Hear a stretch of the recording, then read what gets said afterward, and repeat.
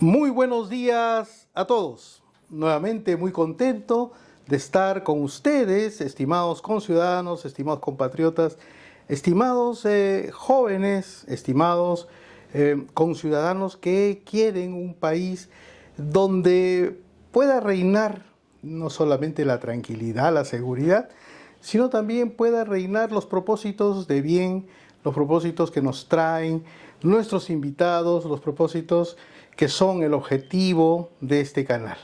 Un canal que quiere transmitir alternativas de solución a diversos problemas o comentarles el estado del arte, por ejemplo, de tecnológico o de muchas variables multidimensionales donde intervienen multidisciplinariamente muchos compatriotas, muchos profesionales para dar soluciones a diversos problemas que pueden estar de alguna manera afectando el normal desarrollo de nuestro país. Asimismo, ¿no? Es enfocarnos en las problemáticas multiculturales que también son una realidad y ahora con tanto cambio geopolítico, con tantos periodos cortos donde muchos aspectos tecnológicos son tan disruptivos y que a veces el día a día nos mata. Yo creo que un punto para relajarnos y sosegar nuestro día a día son los que queremos llevarles adelante a través de nuestros valiosos invitados. Y qué valiosos ahora tenemos porque personas como nosotros, personas comunes y corrientes, nos dan algunas, no solamente lecciones de vida que nos relatan al inicio de cada entrevista, sino también nos dan sus puntos de vista que tienen que ser escuchados por los jóvenes profesionales, por los no tan jóvenes también profesionales y también por seguramente muchos tomadores de decisión que nos escuchan. En esta oportunidad estamos con el ingeniero Víctor Vargas. Bueno, la verdad es que yo también acá un poco neófito en esto, no sé si decirle ingeniero, a los geólogos se les dice ingenieros, pero él es un gran geólogo y nos va a relatar su experiencia de vida, cómo le apasionó el volverse geólogo. Ya vamos a conversar un poquito qué me hubiese ocurrido a mí si tuviese que tomar una decisión cuando era joven, ¿no? Y él está con nosotros para hablar sobre algo que es poderoso como fuente energética primaria para nuestra matriz energética, que es la geotermia. Muy buenas noches, Víctor. Roberto, gracias por estar buenas noches. Con mucha energía en este canal para toda nuestra audiencia. Las cámaras para tu saludo. ¿Cómo están? Bueno, reiterar el saludo, muy buenos días con todos y todas. Gracias, Roberto, por la oportunidad de estar acá en tu canal contigo, poder conversar.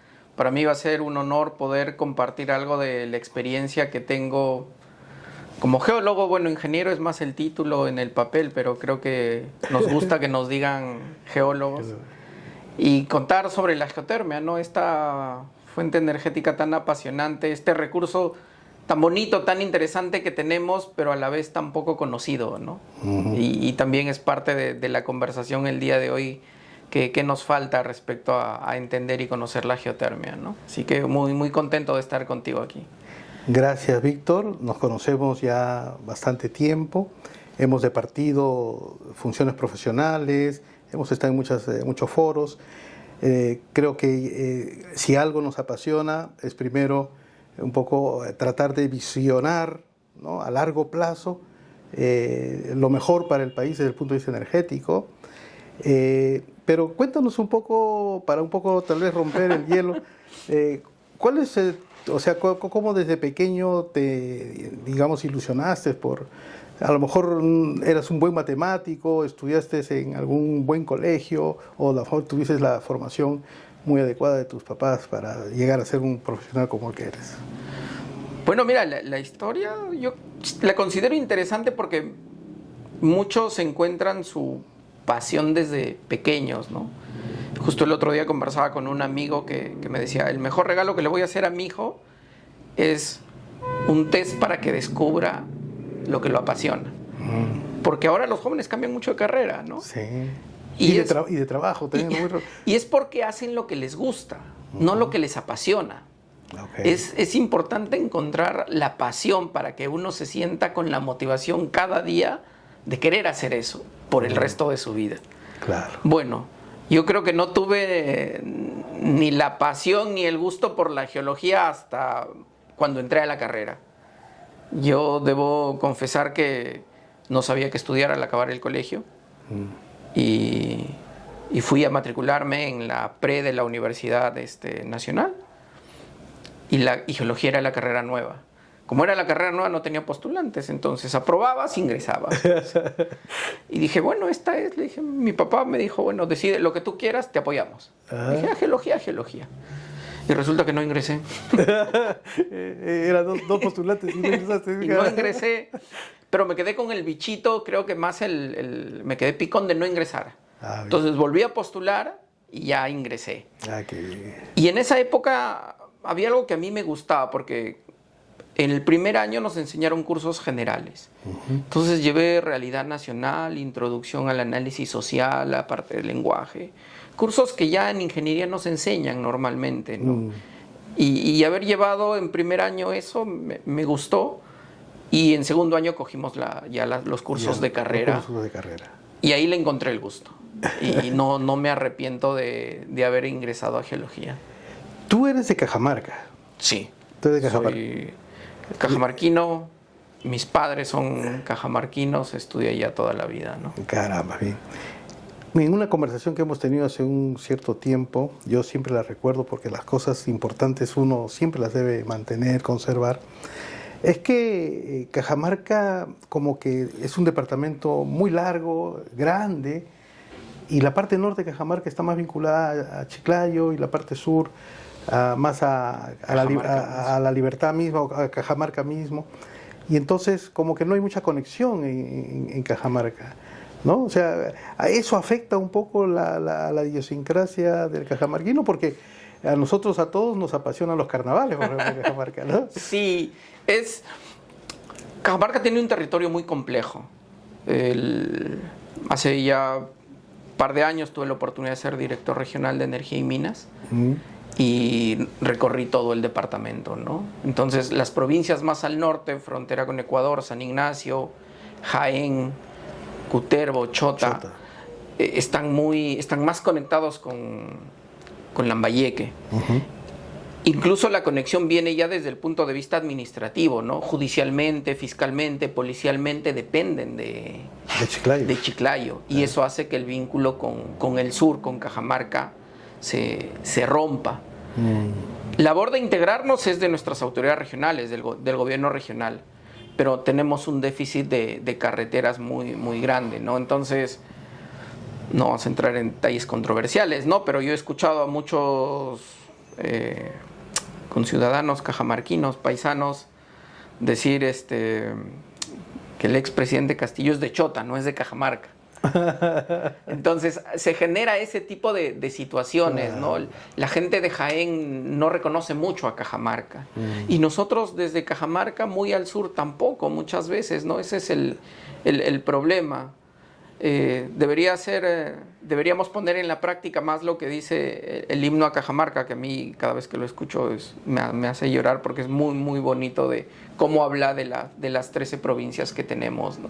Nos falta más interconexión para entendernos y conocernos más. Qué bien, qué bonito mensaje, en realidad, porque yo también me siento identificado con Cajamarca porque mi mamá es de Celendín.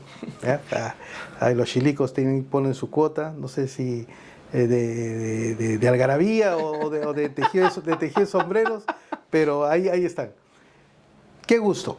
Y más bien te agradezco mucho por estar acá, tu experiencia en el aspecto, mira, incluso de gestión a nivel de los órganos de gobierno en temas de energía es valioso como para que esto quede y perdure y haya una voz, una voz adicional que digamos, promueva tal vez muchas cosas que vamos a hablar en estos momentos. Hablemos un poco del contexto mundial de la geotermia.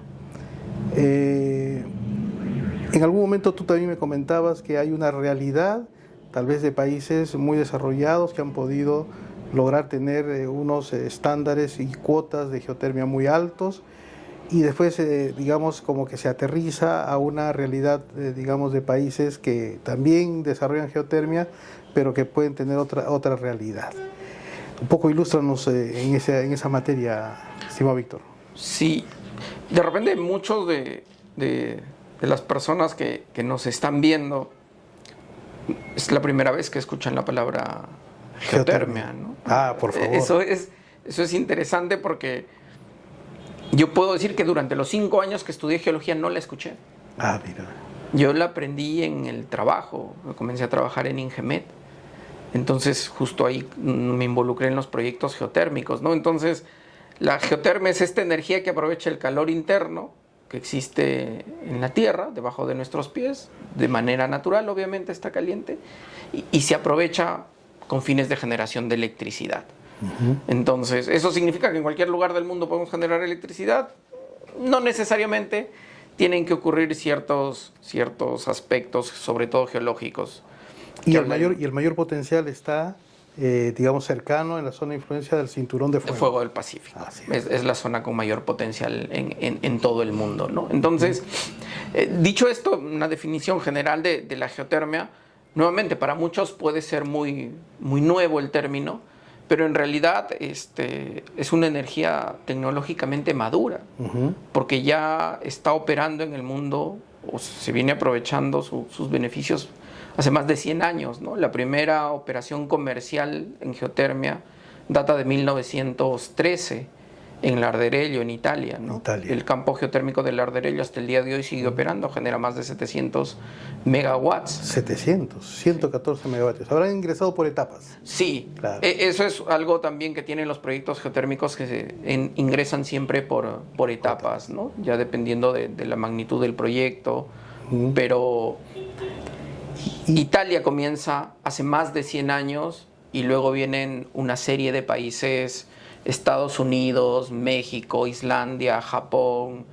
Nueva Zelanda. En el mundo hay como 2 escuelas muy marcadas, ¿no? La de los islandeses, ¿no? Islandia es un hotspot, un punto caliente, y la de los kiwis, la de los neozelandeses. Los neozelandeses han contribuido mucho al desarrollo geotérmico de Asia y África, por ejemplo. Interesante. ¿Y cuáles son los países, digamos, que tienen más geotermia? Creo que hay un caso de estudio, ¿no? Vinculado a un país de estos últimos tiempos que ha desarrollado más, que es Turquía, pero hay... Sí, el país, nos guste o no, por X, Y, Z motivos, que tiene mayor capacidad instalada es Estados Unidos. Líder, como en muchas otras cosas, en geotermia también. Gracias a que en Estados Unidos se encuentra el campo geotérmico más grande del mundo. Yellowstone, ¿no? Entonces, ya no está operando en su máximo potencial, está en el 50% o un poco menos. Su mayor potencial fue de 2.000 megawatts. Ahora está entre 1.900 por ahí. Pero es el campo más grande del mundo. Entonces, Estados Unidos es el país con mayor capacidad instalada. Le sigue Indonesia, pero Indonesia es el país con mayor potencial en el mundo para crecer. Alrededor de 30.000 megawatts. Ahí en esos países o en esos, digamos, yacimientos promisorios, ahí no hay pierde cuando se perfora, ¿no? Hay más probabilidad de éxito. Hay más probabilidades, ¿no? Sobre todo por estar en zonas volcánicas. Claro. Y Indonesia es una zona volcánica activa muy importante en el mundo, entonces se han dado las condiciones para que se formen los reservorios geotérmicos, que es de donde se extrae el calor. Entonces está Estados Unidos, está Indonesia, está Filipinas, está Nueva Zelanda y justo lo que tú mencionabas, ¿no? Turquía, si uno mira los registros de países con mayor capacidad instalada en el mundo hace 10, 15 años, Turquía no aparecía. Y ahora Turquía tiene más de 1.000 megawatts instalados, que los hizo en menos de 10 años, ¿no? Ok. Interesante porque, bueno, esos son los grandes países, tienen mucha espalda financiera, ¿no? O tienen, digamos, muchas inversiones o flujos de inversiones que les pueden dar un respaldo. Pero los países pequeños, ¿no? A excepción de México, que no es tan pequeño, pero Nicaragua, Honduras, Costa Rica, ellos surgen también con una geotermia también en la década de los 70, seguramente por la crisis que nos vas a saber explicar mejor, ¿no? Y digamos, eso no recorrió hasta Sudamérica. Entonces ahí hay una visión que creo que un geotérmico completo lo puede expresar mejor. Exactamente. A finales de los 70, cuando hay la crisis de hidrocarburos, la crisis del petróleo que afectó a todo el mundo, muchos países dijeron, ok, necesitamos ser energéticamente independientes y comenzaron a evaluar qué recursos geotérmicos tenían. Entonces, en Asia y en Centroamérica, y también creo que incluso en Sudamérica, se hizo una evaluación de este tipo, enfocado a la geotermia. Y ahí es donde muchos países deciden, teniendo legislación o no que permita, el desarrollo geotérmico. Comenzaron a explorar, a perforar, recibieron dinero de la cooperación internacional justamente para poder perforar y descubrir qué campos geotérmicos son promisorios y pueden ser susceptibles de explotación comercial. Y ahí es donde muchos países, como los que mencionas, comienzan a explorar a finales de los 70, inicios de los 80, y a finales de los 80 ya comienzan a tener plantas geotérmicas operando, inyectando energía a la red nacional, ¿no? Es el caso de Costa Rica, es el caso de El Salvador, Honduras, es el caso también de Filipinas en Asia, ¿no? Entonces tuvo una crisis, generó una oportunidad, pero con las decisiones adecuadas desde las autoridades. Y bueno, con un poco de decisión política y aval del Estado en los aspectos de financiamiento. Sí, ¿no? sí, porque hay algo que es importante de entender y es una de las razones por qué la geotermia en el Perú no despega. Tenemos muchas zonas estudiadas, pero no tenemos ningún pozo perforado. Y el mayor riesgo es la perforación, porque hay un costo de inversión importante. Entonces, eso es lo que detiene, y está probado, el desarrollo geotérmico de un país. Claro. A veces, digamos, justamente las cualidades o capacidades que tienen, digamos, los líderes, que tienen visión estadista, ¿no? O sea, en general, solamente el presidente no tiene visión estadista, el grupo que lo acompaña también. Y no hablo de ahora, sino si hablo de muchos años atrás o décadas atrás, donde justamente los visionarios, los que ven la situación, cualquier tipo de situación con perspectiva, saben que el mundo se dirige por un camino que a veces es incierto, pero siempre bajo, digamos, de alguna manera la sombrilla de ciclos económicos, ¿no es cierto? Yo recuerdo mucho cuando estaba leyendo la historia o algunos documentos de trabajo de la CEPAL de esos tiempos, ¿no? Entonces había por ahí un comentario que decía, eran las épocas de la CEPAL, es decir, había un pensamiento un poco de gobiernos de Estado o de fortalecimiento digamos, de instituciones más del Estado que del mercado, ¿no es cierto?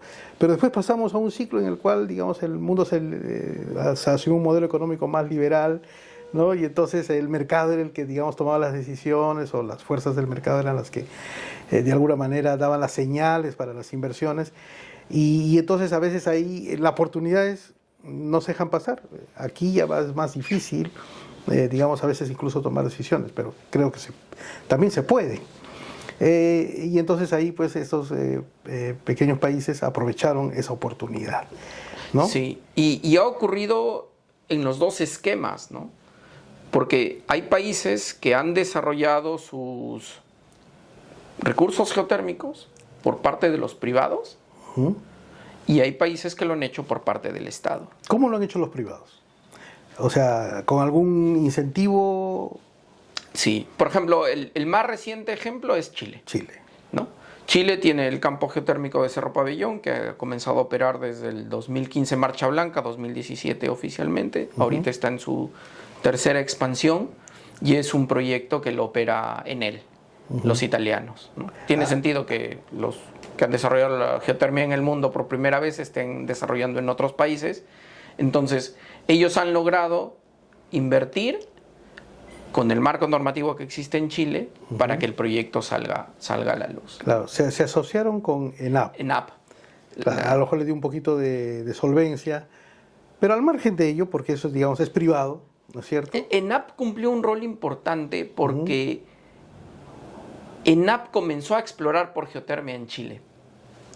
En Chile ¿Era el Ingemet de Perú? No, el Cernagiomín ha tomado el rol de geotermia en los últimos años, pero operativamente quien podía hacer pozos someros incluso para geotermia era ENAP. Ya. Por ejemplo, acá Ingemet no puede perforar, ¿no?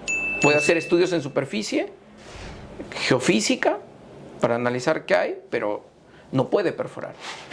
A ver, de los estudios superficiales a la perforación, ¿hay una etapa intermedia de algún...? Ya no. Ya no. Ya no. O sea, Integras la información de superficie y encuentras tu target de perforación. y entonces ENAP sí podía perforar. Sí.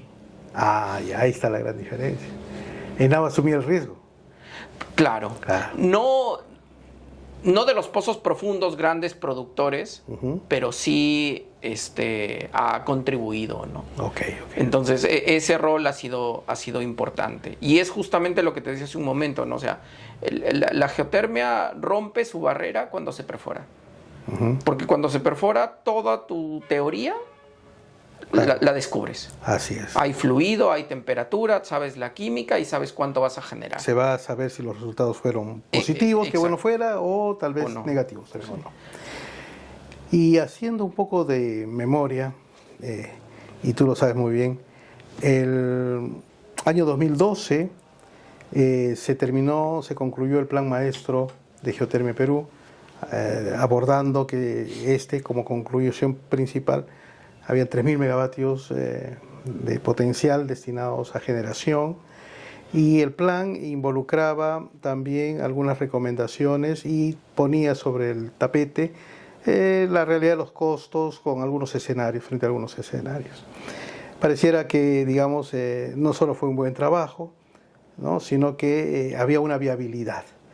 Y bueno, fue justamente comentábamos, ¿no?, en la gestión en la cual apoyé por ahí en los años 2011, 2013.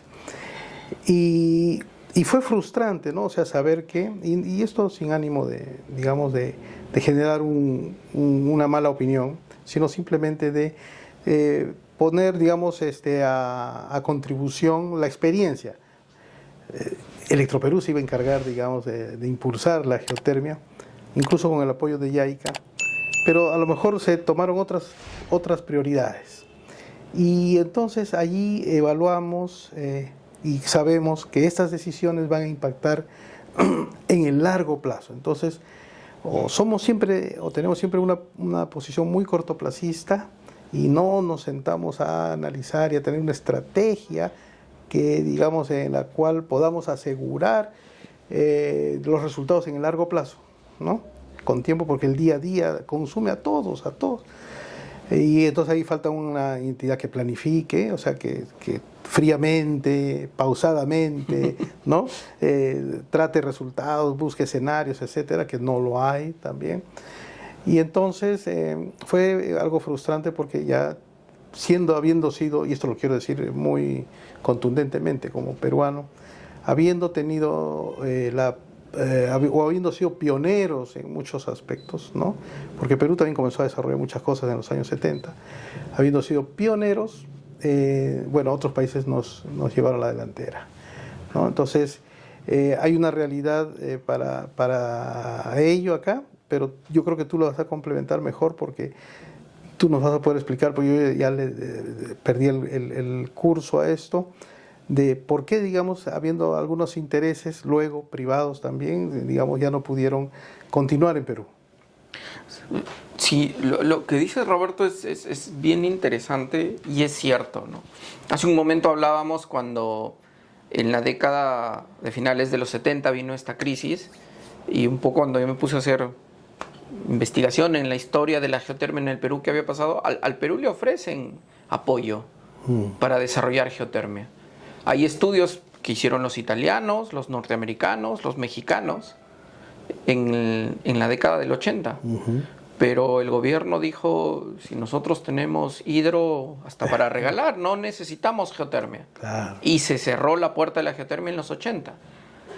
Luego, también mencionas que nosotros hemos sido pioneros en muchas cosas. Es cierto. Tenemos la ley de geotermia que data de 1997. Correcto. ¿No? El reglamento se demoró casi 15 años. hasta el 2011. En ese interín, 2012, acaba el plan maestro que tú estabas en el gobierno, yo era parte de la contraparte técnica peruana cuando trabajaba en Ingemed, y ahí ocurrió la gestación de un documento muy interesante, muy bonito, porque son pocos los países en el mundo que tienen un plan maestro de geotermia, y nosotros lo teníamos. Y ese documento plasmaba consideraciones ambientales, consideraciones sociales, consideraciones técnicas, se evaluó el sistema eléctrico que existe en el país, y lo importante es que se evaluó que habían empresas interesadas en invertir en el Perú. Entonces, ¿qué decía ese documento? Ok, señores del gobierno, ustedes acá tienen estas condicionantes. Pueden desarrollar los recursos geotérmicos de esta manera. Apoyen a la empresa que tiene este campo, porque este es el primer campo que se debe desarrollar. ¿Por qué? ¿Qué es lo que necesita el Perú? Traer a la industria acá. Tenemos recursos, pero no tenemos industria. O sea, si los astros se alinearan y el día de mañana nos dicen, Roberto, Víctor, perforen un campo, el dinero no es problema. El problema es los profesionales. El problema es la máquina de perforación. Claro. ¿Eso de dónde lo vamos a traer? ¿De Islandia? ¿De Estados Unidos? ¿De Nicaragua? ¿De Japón? O sea, la industria tiene que venir acá. Y el plan maestro buscaba eso. Comenzar a desarrollar los campos geotérmicos que eran los más promisorios para atraer la industria. Y luego los que no son promisorios y se necesita mayor inversión, ya teniendo una industria acá, sus costos van a reducirse y podían ver la luz. Porque no solo lo que es top va a salir, en algún momento los recursos de mediana calidad también vale la pena explotarlos comercialmente, ¿no? Entonces, eso es una oportunidad que perdimos. El plan maestro fue un documento muy, muy importante, muy bonito. Y justo hace un par de años tuve la oportunidad de liderar un foro en Congreso de Geología, justo en pandemia, y expuso a Enrique Lima, que era uno de los gestores del plan maestro, ¿no? Y él amablemente indicaba que el plan maestro debe ser actualizado, ¿no? Sí, pues. Tenemos esa ya responsabilidad como peruanos y peruanas, actualizar nuestro plan maestro, porque ya quedó desfasado. Claro. Y a ver, entonces, los otros, bueno, no tenemos plan maestro ya actualizado, no tenemos un plan energético, y vivimos en un mundo en el cual ahora todos los países estamos compitiendo entre todos por muchas razones, por muchas cosas, por las inversiones que tienen que venir para acá, por el capital humano que también debe desarrollarse y que, digamos, tiene que tecnificarse, etcétera. Y entonces, ¿qué países, digamos, están de alguna manera alentando o, digamos, animándose a ello ahora en la región? Me parece que Bolivia, Colombia, ¿no? Sí. El mismo Ecuador. A ver, cuéntanos un poquito de eso. Bueno, comenté hace un momento el caso de Chile, con Cerro Pabellón. Bolivia tiene un proyecto piloto financiado por JICA de 50 megawatts en Laguna Colorada, se llama el campo geotérmico. Eso ya está incluso comprometida la perforación. Sí. No, los pozos los perforaron en el 70, los mexicanos. O sea, el recurso está comprobado. Comprobado. El tema en Bolivia ha sido... la competencia con el gas. La competencia con el gas y también la falta de soporte político para ser expeditos en la ejecución. Pero ahora ya no tienen gas, o sea, pueden estar desesperados por una fuente que les va a ser útil. Y tienen un campo comprobado. Ahora, ¿qué retrasó en el caso de Bolivia? La infraestructura eléctrica. Era muy lejos a conectar este campo a su sistema. Con el crecimiento entre los 80 y 2020 ya su infraestructura eléctrica ha crecido y ya es más barato conectarlo. Entonces, eso es cierto. Por eso es que, como mencionaba, en el plan maestro no solo evalúas el potencial geológico, sino tienes que ver la infraestructura eléctrica, ¿no? Claro, y nosotros tenemos una muy buena infraestructura eléctrica, el sistema interconectado ahora está mucho más, es importante el que tenemos, ¿no? En el caso de Ecuador, ya tienen un pozo perforado en el campo Chachimbiro, tuve la oportunidad de trabajar ahí un tiempito, está en el norte, cerca de la frontera con Colombia. También tiene el financiamiento de 200 millones de JICA para la campaña de perforación. Y Colombia siempre están con el campo que está en este volcán que tuvo el Nevado del Ruiz. El Nevado del Ruiz es el campo geotérmico más importante que tienen ellos, el de mayor calidad, y están trabajando ahí. Hay empresas locales, hay empresas extranjeras, no tienen marco normativo, entonces están ordenándose y han recibido apoyo del financiamiento del BID para su marco normativo, que ya lo tienen casi listo, ¿no? Bueno, yo creo que no se debe, por eso esto es como se dice, las experiencias a veces nos traen algunos jalones de orejas y entonces todos han avanzado porque cada vez más, y ahora lo está demostrando la nueva administración de Estados Unidos por lo menos, ¿no? Por lo menos ahorita de boca, algo así como que los aranceles van a marcar un poco la pauta de estos años y eso no es que encubre, sino, digamos, y tampoco soslaya. Es evidente que todos los países han tenido que siempre cuidar digamos, la posibilidad de ser autosuficientes energéticamente o autosuficientes, cuidando su balanza comercial de muchas formas. Entonces, energéticamente yo creo que no debe ser tabú hablar de que en nuestros países, por ejemplo, debemos vigilar nuestra autosuficiencia energética. Y dicho y eso, por ejemplo, en el sur de Perú hay mucha también radiación solar, ¿no? Eso es inevitable. El plan de transmisión contemplaba una termosolar, pero viendo pues la documentación que hay en abundancia, ¿no? Y donde están documentados los cálculos de los costos nivelados de la energía para la termosolar y con relación a la geotermia, la termosolar se ha disparado, o sea, la termosolar ya no es considerada incluso en los últimos análisis, y porque tiene un cercano primo hermano competidor que es de ella misma, es los sistemas fotovoltaicos propios, ¿no? Claro. Porque están bastante disruptivos, muy baratos, entonces a veces han alejado un poco, digamos, las expectativas de su uso, a pesar de que Chile también lo tiene. Y entonces la geotermia está, digamos, como que competitiva, ahí está dentro de los cálculos de los LECOES, digamos, más asequibles a las posibilidades de los países. Bueno, las señales de precios también son importantes, ¿no? Nuestra señal de costo marginal también no es muy alta como para que pueda resistir también unos costos nivelados también un poco altos, pero al margen de todo ello, yo creo siempre que todas las tecnologías coadyuvan, y lo voy a explicar por qué. Por ejemplo, porque en el sur de Perú, ¿no? La energía llega a través de 3 líneas de transmisión, ¿no?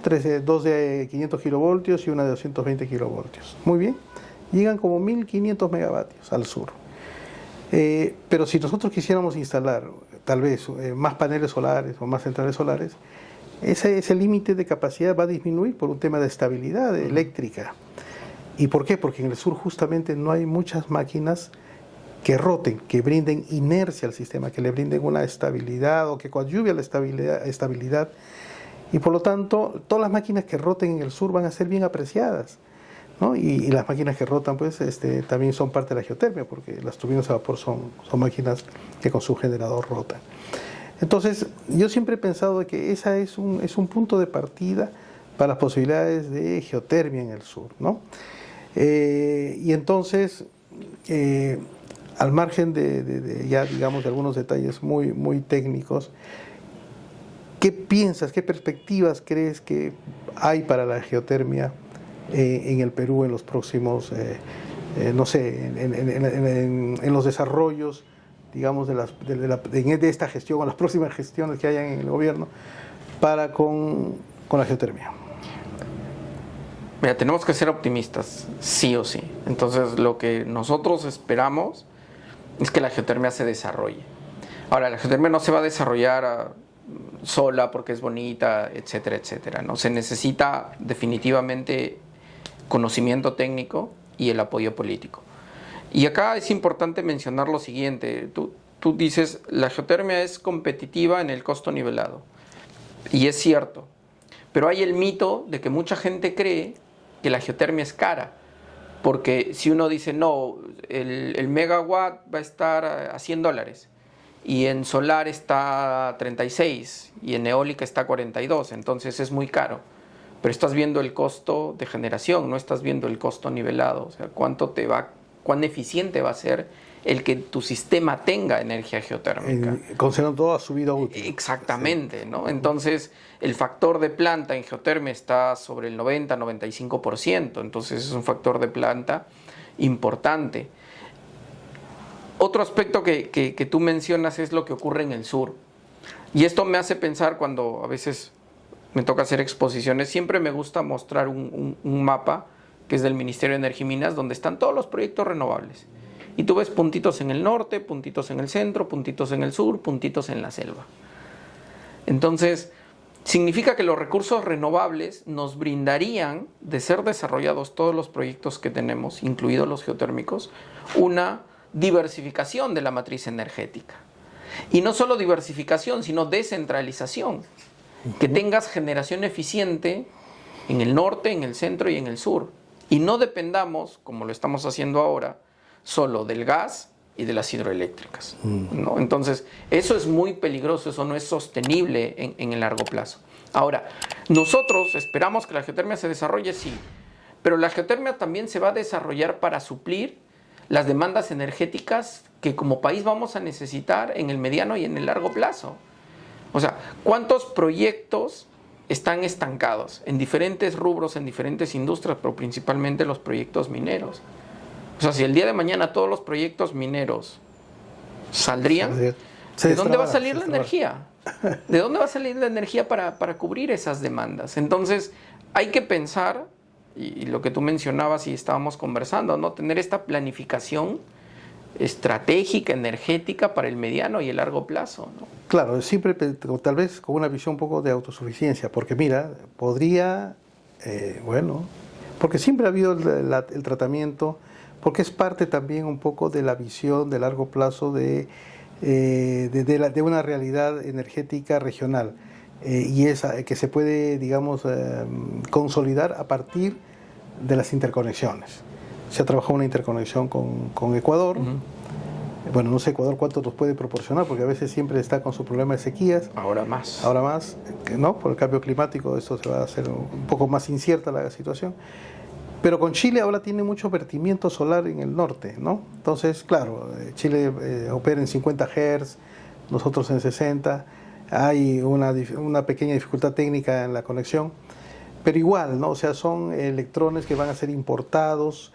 Siempre hay una incertidumbre, una vulnerabilidad allí, y sobre todo tratándose de empresas mineras. O sea, yo pienso que la mejor posibilidad es de tener una energía producida propia y bueno, eficiente, ¿no? Y esperemos pues que hayan buenas pautas para esas decisiones pronto.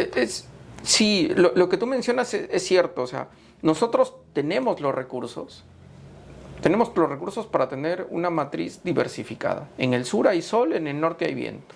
Y en el sur tenemos geotermia por la cadena volcánica. Y en el sur tenemos demandas energéticas importantes, sobre todo en el sector minero. Entonces, aprovechemos eso, consolidemos el desarrollo energético renovable y sostenible en el largo plazo, donde una energía soporta a la otra, ¿no? Si la solar es intermitente, perfecto, pero tienes la geotermia, que es energía de carga base, que le va a dar la estabilidad a la solar. Se complementan. Y por supuesto, también vamos a complementar con los hidrocarburos, porque los vamos a seguir utilizando.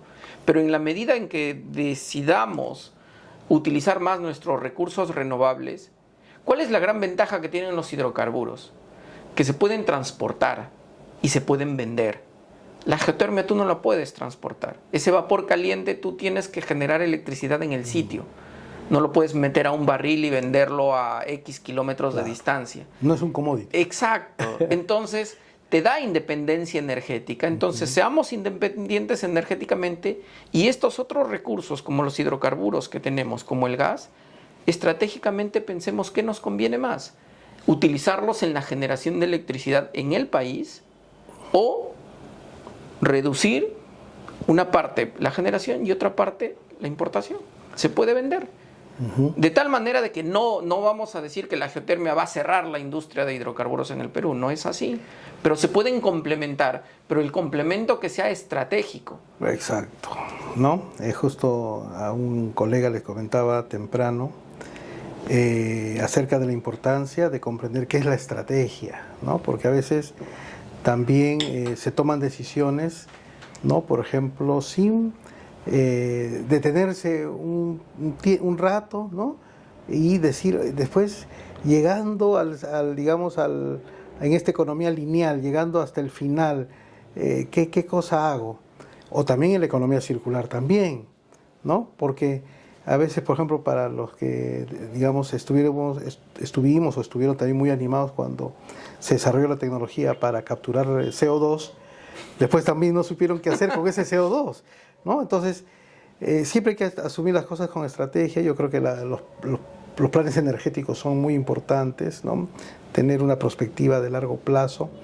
Y bueno, yo a veces con la impotencia o tal vez la frustración de que a veces la geotermia no es considerada, yo siempre apuesto, por ejemplo, porque todas las tecnologías son importantes, todas, absolutamente todas, y el Perú es bendito. Tiene, digamos, todas las fuentes, bueno, la gran mayoría de fuentes. Creo que nomás no tenemos tierras raras, porque si no, también a lo mejor también en algún momento, tú que eres geólogo, puedes descubrir ahí un campo de tierras raras, pero ese también es otra posibilidad para el futuro y para el desarrollo del país. Y en ese desarrollo están involucrados los jóvenes, en ese desarrollo está involucrada la academia, en ese desarrollo están involucrados los gremios profesionales. Y bueno, pareciera como que, puedes dar fe, en muchas universidades no se dictan cursos así específicos de geotermia, ¿no? Y es más, yo he propuesto y siempre creo que debe haber una materia obligatoria en pregrado, que es estudiar la evolución del conocimiento o la evolución de la ciencia, como quisiéramos llamarle, porque el alumno, en estos tiempos sobre todo, tiene que tener un poco la cultura, digamos, del conocimiento de la energía, sobre todo, más enraizado, porque se vienen tiempos de cambios, ¿no? Cambios, y que si, digamos, nuestros jóvenes estudiantes, y sobre todo la academia y sus sílabus, no cambian, no se reformulan, no se repotencian, digamos, como que la misma corriente, la misma tendencia nos puede generar estragos. Cuéntanos un poco tu experiencia desde el punto de vista de la academia, y creo que tú lideras un instituto que también se dedica a temas de índole académico, Víctor. Sí, el tema de la academia es fundamental. Es fundamental, es motivador, y en algunos casos se vuelve frustrante, ¿no? Venimos hablando todo el rato y en muchas otras oportunidades de la geotermia y por qué no se ha desarrollado la geotermia en el Perú. Y hay algo que es conocido, ¿no? O sea, ¿cómo le vamos a pedir a la autoridad que apoye la geotermia si no la conoce? ¿Cómo le vamos a pedir al señor de la comunidad, oye, acepta el proyecto geotérmico, si no lo conoce? Porque nadie va a apoyar, nadie va a gestionar lo que no conoce. Y ese es el déficit y la deuda que tenemos en el Perú con la geotermia. Porque hace un momento comentaba de que hace más de 100 años que se genera electricidad con geotermia. Bueno, los historiadores nos dicen que hace más de 500 años la geotermia ya se usaba en el Perú, no para generar electricidad, pero como aprovechamiento del calor, ¿no? El Inca Atahualpa en Cajamarca, están los baños termales de Cajamarca. Entonces, la energía geotérmica está ligada a nuestra historia, a nuestra cultura, es parte de nuestra sociedad. Y no la estudiamos. No hay ninguna carrera de geología que tenga un curso de geotermia en el Perú. O sea, ninguna de las universidades donde se enseña geología se enseña geotermia. Y se enseña como un curso complementario en la carrera de Ingeniería de la Energía en 2 o 3 universidades en el Perú, pero más allá de eso no. Entonces, yo soy cofundador de INGEO, es una asociación que busca promover el desarrollo geotérmico del Perú desde diversos aspectos, tanto la ejecución de proyectos como la parte académica, ¿no? Creemos que es fundamental la divulgación de la geotermia en todo nivel. Siempre aprovechamos cualquier espacio para poder exponer sobre geotermia, como el día de hoy, venir y conversar, porque esa es la deuda que tenemos. Mucha gente desconoce que tenemos este recurso y, como digo, no es ajeno a nosotros. O sea, si uno mira el inventario de fuentes termales en el Perú, tenemos casi 600 fuentes termales. Estoy seguro de que el 98% de las personas que nos están viendo en este momento se han bañado en una fuente termal. Entonces han hecho uso de la energía geotérmica, de repente sin saberlo. Claro. ¿Y qué otras aplicaciones hay de la geotérmica? Por ejemplo, en el Perú siempre hay las noticias de todos los años, ¿no? Que ya sea casi es constitucionario, esto ya es como que se ha vuelto un hábito, que los medios de comunicación a veces exageran ya también, ¿no? Como sabes que uno de los mayores riesgos de estos tiempos es la desinformación, ¿no? A veces.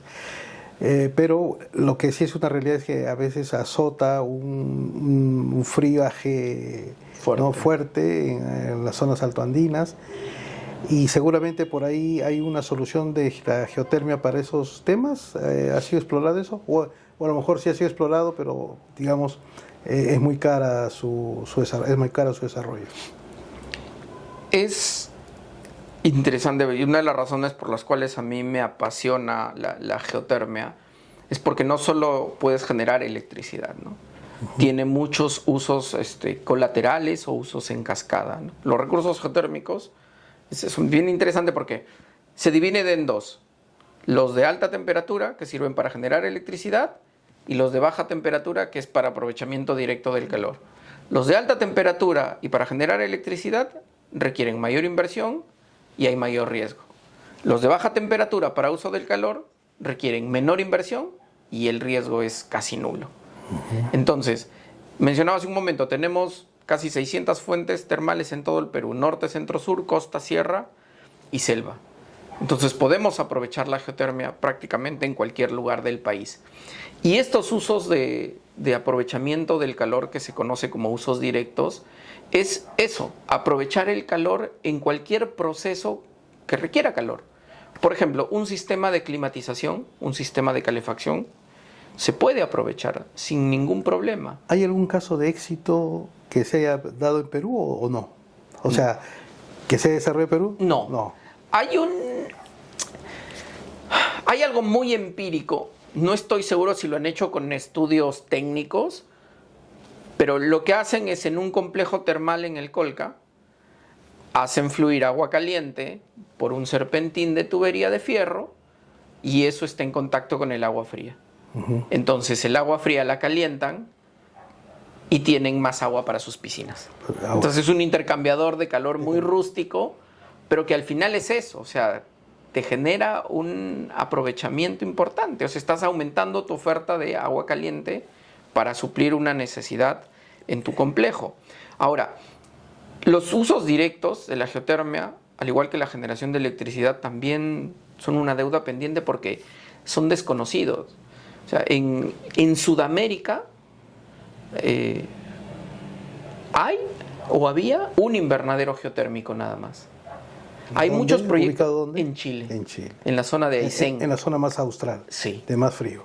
Entonces, era un proyecto muy interesante que justamente aprovechaba el calor del suelo, este calor natural, para generar la temperatura para un invernadero. Y los invernaderos geotérmicos son más eficientes que los invernaderos tradicionales porque tú controlas la temperatura en la noche. Ya no tienes el bajón térmico en la noche y las especies crecen de manera óptima. Sistemas de climatización en Chile sí están avanzando bastante, sobre todo para colegios, para jardines.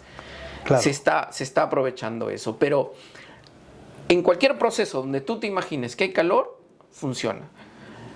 En la fabricación de cerveza artesanal, en la climatización de bodegas de vino, las últimas experiencias que hay es en el cemento, en climatizar establos para la producción de leche de las vacas. Las vacas pierden hasta el 30% de la producción de leche por el frío de las noches. Entonces, si tú les das el calor que necesitan, claro, mantienen la producción. Es como tener una fuente idónea en un lugar donde haya mucha actividad económica muy cercana a esa fuente.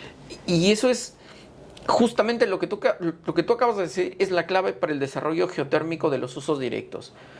Hay algo que nosotros conversábamos desde la época en que yo trabajaba en EDC, de no solo porque es renovable, porque a nosotros nos gusta, al resto les tiene que gustar. Entonces, tiene que haber un proceso de socialización del proyecto, y en el caso de los usos directos, el aprovechamiento del calor tiene que ayudar a apalancar una actividad económica productiva. Claro. O sea, por ejemplo, en Cajamarca, ¿qué es conocido? El café en el norte. Jaén, San Ignacio, Cutervo, tenemos café de primer nivel. ¿Dónde secan el café? Las grandes asociaciones tienen sus espacios, pero el pequeño cafeticultor en la carretera lo tira al sol. Entonces, secadores de granos geotérmicos ayudarían a complementar esta necesidad en una industria ya consolidada como es la industria del café. En el caso de Cajamarca, Arequipa y otras cuencas lecheras del Perú, hacer un análisis, obviamente un estudio, si hay una pérdida de producción de leche producto de las bajas temperaturas en la noche, hacer un sistema de calefacción para los establos.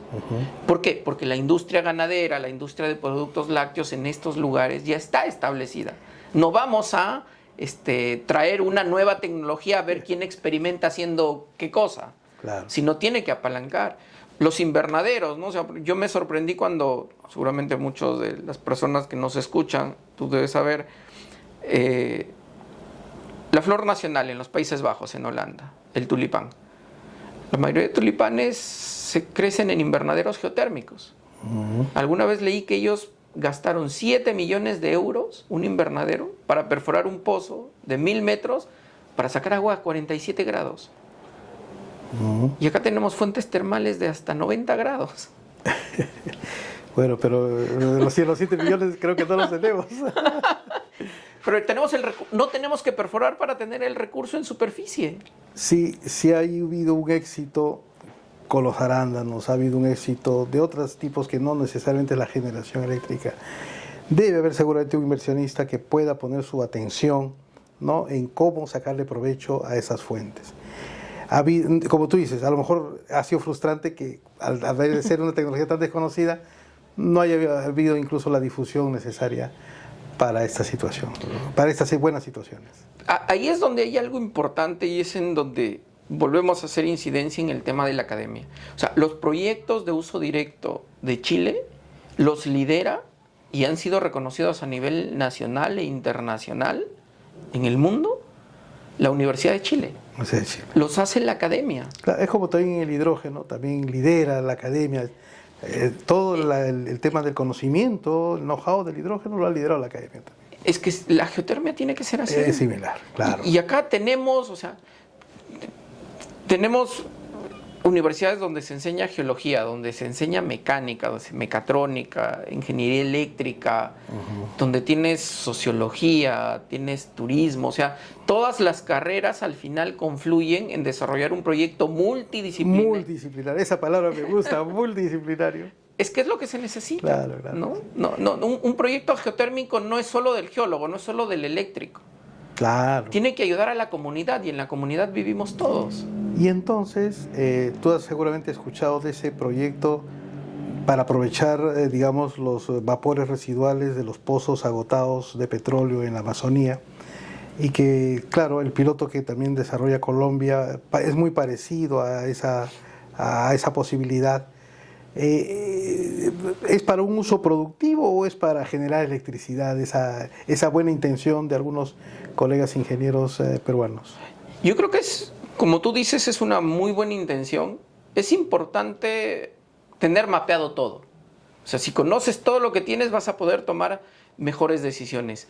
Los pozos de la selva de repente pueden ayudar como sistemas aislados, sistemas de generación a boca de pozo, donde se tenga el fluido en la temperatura y en la cantidad, el caudal necesario, y pueden suplir algunas necesidades, ¿no? Una pequeña turbina, tal vez, de baja presión. Puede ayudar a complementar. No estoy seguro, no te voy a decir que conozco la realidad energética de la selva como para decir la geotermia va a solucionar, pero mi intuición es que puede ayudar, ¿no? Pero si eso se puede hacer, que se haga. Hay que apoyar a que se haga, ¿no? Sí, pues. Bueno, yo estoy de verdad muy contento porque en estos minutos hemos podido tocar un tema que también a mí me apasiona, ¿no? O sea, yo considero que, vuelvo a insistir, todas las tecnologías son importantes, ¿no? Hay que tener siempre la posibilidad de tener capacitados a nuestro capital humano para que en algún momento, dadas las circunstancias, estemos preparados. Si, por ejemplo, en estos momentos nos pueden dar, digamos, aprobar algún proyecto bien hecho, obviamente, por ejemplo, para instalar estos pequeños reactores modulares, tiene que haber gente que esté capacitada. Entonces, yo, bueno, como tengo un poco de cercanía a la Universidad Nacional de Ingeniería, sé que allá se está desarrollando una carrera aeroespacial, ¿no? En la Escuela de Ingeniería Aeroespacial, pero así también tenemos que fomentar los aspectos vinculados a la geología desde el punto de vista geotérmico, ¿no? Y otras disciplinas adicionalmente. Muy agradecido, estimado Víctor. Gracias a ti, Roberto. ¿No? En un día de verano, creo que estamos un poquito medio sofocados, ¿no? Hay mucha geotermia, creo. Yo lo único que te puedo decir de mi experiencia de los pozos termales es que yo he vivido muchos años en Ancash, ¿ya? Y en Ancash también hay muchas fuentes termales, y en particular hay una provincia que se llama Pomabamba, donde las casas tienen un canal por donde circula agua caliente, ¿no? Hay casi como más o menos unos 300, 400 metros, o sea, casi como 4 manzanas de hogares que disfrutan de una corriente de agua caliente. Ahora, eso yo lo viví de muy joven, de muy pequeñito, ¿no? de muy adolescente. No creo que hasta ahora exista, porque ya lo habrán canalizado para hacerlo más turístico, ¿no? Y en Huaraz hay unas famosas piscinas, que se llaman las piscinas de Monterrey, sí. Y hay otra piscina que está un poco más hacia el norte, que es Chancos, sí. Y donde hay unas cavernas también que son también muy espectaculares, ¿no? Y la comunidad se ha beneficiado de esos baños termales, ¿no? Claro, tú mencionas lo de los baños del Inca allá en Cajamarca, pero tenemos una bonita realidad que puede ser aprovechada por el turismo, considerando esta fuente energética que nos provee la Pachamama. Y es interesante porque, nuevamente, o sea, tenemos fuentes termales en todo el territorio nacional. Sí tengo la oportunidad de conocer la mayoría que has mencionado en Huaraz, en el Callejón de Huaylas. Me he ido a la zona de Corongo también, que hay fuentes termales ahí. Las del sur, que las conozco, acá en Lima, en Ayacucho, en La Libertad, claro. Pero, al igual que pasa en Cajamarca, solo aprovechamos el agua caliente para bañarnos, pero no la estudiamos. Yo te comento una experiencia en Omate, en Moquegua, de una fuente termal muy bonita. Fuimos un año, ya hace 15 años probablemente de esto, y salía en la pared del río, ¿no? Un pequeño cañón, y el agua salía de unos chorros. Uyucán se llama. Muy bien, tomamos muestras, regresamos después de unos meses, y el alcalde con la municipalidad ya le habían metido cemento para canalizar el agua y llevarla a una piscina en el medio del cauce de la quebrada. Todo mal. Pero ¿qué era lo peor? El agua tenía alto contenido de arsénico. Entonces, como no hace un estudio y piensan que todo el agua caliente es buena, simplemente ejecutan la obra. Y ahí es donde hay una labor importante de la academia, ¿no? O sea, cada fuente termal del Perú, de repente esto es un sueño, debería ser estudiada. Así como debería ser estudiada, porque te cuenta una historia. Y si tu actividad económica de tu ciudad, como en el caso de Cajamarca, con Baños del Inca, o de tu pueblo, depende del turismo de esa fuente termal, con más razón la tienes que estudiar. Porque ¿qué pasa si haces algo involuntariamente y cambia? ¿No? Te puede dar un cáncer. Claro, o sea, si tú no conoces la química, te puedes enfermar. a mi vecino le va a hacer bien porque tiene otra condición de salud, pero a mí me puede hacer mal. Entonces, esos son los factores que uno necesita conocer, y nuevamente, no lo va a hacer la municipalidad, no lo va a hacer el Estado, lo tiene que hacer la academia. Claro. Es responsabilidad de la academia también conocer los recursos que tenemos.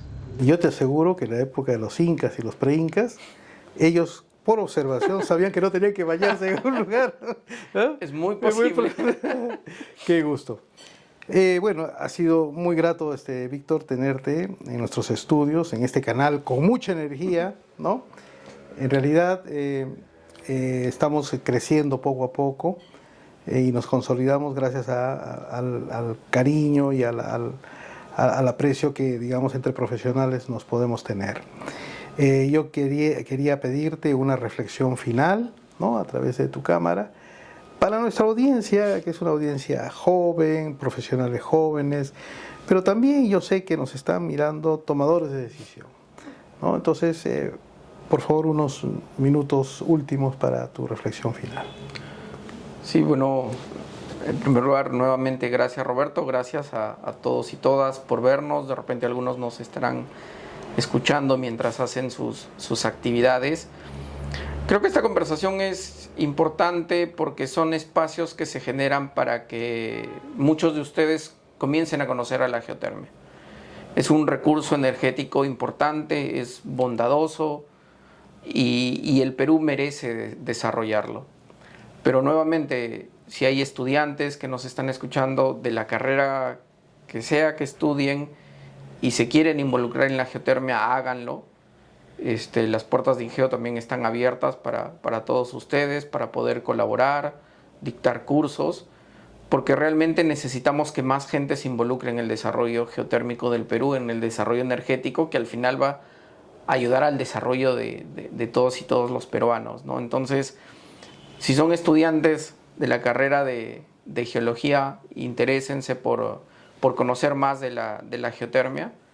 Creo que el Perú necesita buenos profesionales, son tiempos de cambio, son tiempos complicados también, entonces necesitamos profesionales de primer nivel. Y si podemos ayudar al desarrollo energético de nuestro país, eso va a ser importante. Muchos de los estudiantes de hoy día van a ser tomadores de decisiones más adelante, entonces qué mejor que tener un tomador de decisión informado que nos hacen falta. Así que muchísimas gracias, Roberto, el canal con mucha energía. Para mí es un gusto estar aquí con ustedes y haber podido compartir lo que conozco de geotermia. Muchas gracias, Víctor. Le agradecemos sus minutos, sus valiosos minutos para habernos transmitido sus conocimientos, su experiencia relacionada a la geotermia, sus aplicaciones de uso directos y sus aplicaciones también a gran escala para la generación de electricidad. Nosotros muy contentos de, primero, siempre traerles material, contenido que nos pueda visualizar, digamos, un contexto de todas las índoles vinculadas a la energía. También muy contento de haber escuchado varias veces la palabra multidisciplinario, multicultural, multidimensional. Son tiempos de cambio, son tiempos disruptivos, hay que estar preparados. Bueno, en algún momento, por ejemplo, hablaremos más de geopolítica. Estos son unos espacios que nos estamos dando para poder afianzarnos en los aspectos y las materias técnicas. Pero no podemos, digamos, descuidarnos de también una palabra que me ha gustado mucho escucharla en este episodio, que es el de la autosuficiencia, ¿no? Entonces, yo les voy a agradecer que si les ha gustado esta entrevista, apóyennos suscribiéndose al canal, marcando la campanita, ¿no? Y dándole like a todos los contenidos que les sean de mayor utilidad. Nosotros siempre con mucha energía vamos a estar encontrando a las personas como nosotros, a las personas de a bien, como ha sido el caso de nuestro colega Víctor Vargas, un cajamarquino que también quiere al Perú, un cajamarquino que quiere, digamos, que el Perú se desarrolle, que sobre todo los jóvenes, como él lo ha mencionado, que van a ser tomadores de decisiones en el futuro, estén capacitados y estén generando una propia identidad para nuestro país. Muchas gracias a todos, muchas gracias Víctor, muy buenos días, siempre con mucha energía. Hasta pronto.